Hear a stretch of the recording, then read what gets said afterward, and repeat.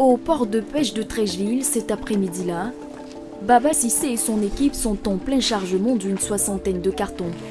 À l'intérieur, du tilapia, un poisson très convoité ici en Côte d'Ivoire. Il y a des commandes à Cocody, Koumassi, Treichville, on commande des tilapia. On peut vendre 200 à 300 cartons par jour.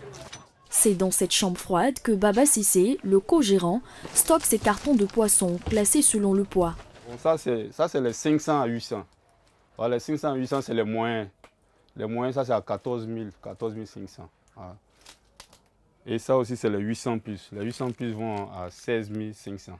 Ces poissons ont effectué un long voyage depuis la Chine. Tous les 2 mois, Baba Cissé s'approvisionne auprès d'importateurs chargés d'acheminer le poisson jusqu'en Côte d'Ivoire. Bon, dans les conteneurs, nous pouvons prendre plus de 3000 cartons. Voilà, 3000 cartons. Et on voit que les 2 mois vont venir, le stock est déjà fini. Chaque année, 650 000 tonnes de poissons sont consommées en Côte d'Ivoire, dont moins de 10 000 tonnes produites localement. Pour satisfaire la demande, le pays est donc obligé d'importer 80% de sa consommation totale, en majorité du tilapia. Ce poisson particulièrement prisé des Ivoiriens se déguste à toutes les sauces. Afin d'inverser la tendance et booster la production locale, le gouvernement a mis en place un programme et des sites aquacoles. Une dynamique également portée par les acteurs du secteur privé, comme Augustin Milan. Ce jeune pisciculteur entend lui aussi jouer sa partition dans l'envol de la production du tilapia.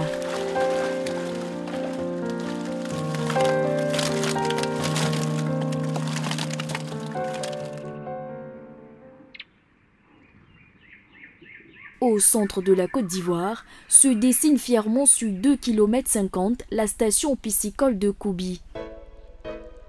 Ici, 62 étangs et des cages sur lac ont été installés dans le cadre d'un programme gouvernemental. Migone Bifranc est le directeur de la station. Depuis 1 an, cet ingénieur spécialisé en génie aquacole est en charge de l'élevage des poissons. Son objectif ? Atteindre en 1 an 1250 tonnes de poissons marchands prêts à être commercialisés. Et pour cela, il faut produire des alevins, c'est-à-dire de jeunes poissons. L'objectif que nous visons d'atteindre ici sur le site de Koubi est de pouvoir produire dans la campagne de 12 mois 1250 tonnes de poissons marchands. Et pour ce faire, il nous faudra produire des alevins. Et donc notre objectif aussi, ou du moins notre capacité de production d'alevins sur ce site est de 10 millions d'alevins. Dans ces 10 millions, nous avons pratiquement 3 millions qui vont nous servir d'atteindre l'objectif donc des 1250 tonnes de poissons. Et les 7 autres millions vont nous servir de pouvoir mettre à disposition des pisciculteurs des poissons, des alevins pour l'élevage. 7 millions d'alevins qui seront répartis entre plusieurs pisciculteurs de la zone. À leur tour, ils tenteront avec ces alevins d'atteindre le poids marchand d'un poisson pour les commercialiser. Au final, cela devrait accroître la production locale de poissons et répondre aux besoins de consommation. La station de Koubi est l'un des 2 sites de ce programme placé sous l'autorité du Premier ministre avec la tutelle technique du ministère des Ressources animales et halieutiques. Un programme qui ambitionne d'y produire 2500 tonnes de poissons sur les 500 000 au plan national. Le programme est coordonné par Modibo Samake en visite de routine ce matin-là. Nous avons quand même un paradoxe en Côte d'Ivoire. La Côte d'Ivoire regorge d'un potentiel hydrologique important. Nous avons des lacs, nous avons des fleuves, nous avons de la terre, mais nous ne produisons pas suffisamment de poissons. Donc ce site ici que vous voyez, c'est un site de démonstration pour montrer à l'Ivoirien que la production de poissons peut se faire en mode élevage. Et ça démontre justement la capacité de la Côte d'Ivoire. Mais si le gouvernement entend jouer sa partition, il compte aussi sur la mobilisation du secteur privé. La population ivoirienne est en pleine croissance. Nous nous attendons à ce que le secteur privé s'engage, que l'Ivoirien lambda s'engage dans la production halieutique. Un secteur privé exhorté à s'intéresser à la pisciculture. Cet appel trouve un écho à Aboisseau, à une centaine de kilomètres d'Abidjan. Ici, à la ferme Milan, la production de tilapia fait l'objet d'une formation. 3 à 4 fois dans la journée, on peut nourrir son poisson. À chaque fréquence de nourrissage, on utilise une ration propre à ce cheptel de poisson qu'on a mis de côté, en prenant en compte le poids moyen, la biomasse, tout ça, c'est des calculs qu'on fait, des techniques qu'on fait pour pouvoir alimenter le poisson. Des apprenants assistent au cours du jour sur l'élevage du tilapia en grossissement. Le professeur n'est autre qu'Augustin Milan, prix national d'excellence 2022 des ressources animales et halieutiques. C'est dans sa ferme d'écloserie qu'Augustin Milan, pisciculteur, forme pendant plusieurs mois ces jeunes Ivoiriens intéressés par l'aquaculture. C'est une activité rentable, voilà, une activité économique, mais c'est de faire de ça une activité à part entière. Avoir la personne de ressources disponible pour cela, avoir le matériel pour ça et aussi avoir des débouchés, puisque la demande est là. En plus de la formation théorique, les élèves bénéficient aussi d'une formation pratique dans la ferme. On va faire la pratique de ce qu'on a fait tout à l'heure en cours et vous expliquer comment est-ce que prendre le poids moyen des alevins qu'on a mis ici après la récolte il y a 2 semaines cela. L'exercice consiste à capturer dans ce tétan un échantillon d'alevins pour les peser afin de vérifier leur poids moyen. Les apprenants restent attentifs aux explications d'Augustin Milan, car la majorité envisage d'entreprendre dans le secteur. Ce n'est plus le modèle traditionnel que nos parents faisaient avant. Donc c'est un nouveau modèle. Donc Dieu merci, nous sommes parmi les premiers. Donc on espère qu'on pourra montrer aux autres personnes que oui, que c'est quelque chose qui rapporte.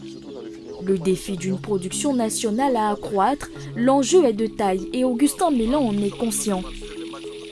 Il s'est fixé un objectif, celui d'atteindre la production d'1 million d'alevins par cycle de 45 jours, contre 300 à 500 000 actuellement produits. Et c'est bien parti, car notre pisciculteur a innové avec un système hors sol. Ce système hors sol nous permet de pouvoir augmenter la production, c'est-à-dire la densité de mise en charge. Nous apportons toutes les conditions dont l'alevin a besoin pour évoluer sainement. Donc l'oxygène, l'eau pure. Donc on a une production plus quantitative, voilà, aussi qualitative, mais aussi plus quantitative. Donc cela va répondre aux besoins des pisciculteurs. L'alevin sera disponible auprès des pisciculteurs en quantité suffisante. Donc on aura des alevins à tout moment, à chaque moment et à différentes tailles d'évolution. Comme ça, les pisciculteurs aussi pourront produire à tout moment, sans interruption. Et on va commencer à impacter la production nationale de sorte à freiner l'importation. Pour garantir une bonne production de poissons, il faut compter sur la disponibilité des aliments jusque-là importés. Mais Augustin Milan a plus d'un tour dans son sac. C'est ici, dans ce bâtiment adjacent, que notre pisciculteur puise, durant les 9 mois d'élevage des alevins, les aliments nécessaires à leur développement. C'est dans cette asticotière qui a coûté pas moins de 6 millions de francs CFA que les mouches soldats noirs sont mises à contribution. Le mouche soldat noir est une espèce de mouche qui est très efficace en termes de production de larves d'asticots. Donc cette mouche-là a été élevée. Le but, c'est de pouvoir avoir des œufs de ces mouches-là. Ensuite, de les faire éclore sur de l'aliment de l'aliment. Et quand ils grossissent, on les amène dans des bassins de grossissement. Après ce cycle-là, nous les abattons afin d'avoir des produits morts, et soit sous forme séchée ou sous forme farinée pour la formulation alimentaire. Et ça pour le donner aux détails. Fabriquer des aliments sur place, plutôt que de les importer, permet au final de réduire le coût de production des poissons. Augustin Milan tient à nous montrer ces fameuses mouches soldats noirs. Donc là, c'est des pondoirs, c'est des structures que nous avons superposées dans le but que les mouches puissent pondre dans les intervalles. Donc là, c'est l'attirant qui permet d'attirer les mouches. Et lorsque les mouches viennent, elles cherchent un support sur lequel pondent les œufs, qui après nous allons venir récupérer. Donc les mouches que nous avons tamisées tout à l'heure, qui étaient destinées à devenir géniteurs, nous les venons, nous les butons dans ces structures-là. Ça paraît d'ici que la mutation se fait. Dans la ferme Milan, les alevins sont nourris pendant 9 mois pour atteindre le poids marchand entre 100 et 300 kg. Des poissons qui seront ensuite commercialisés.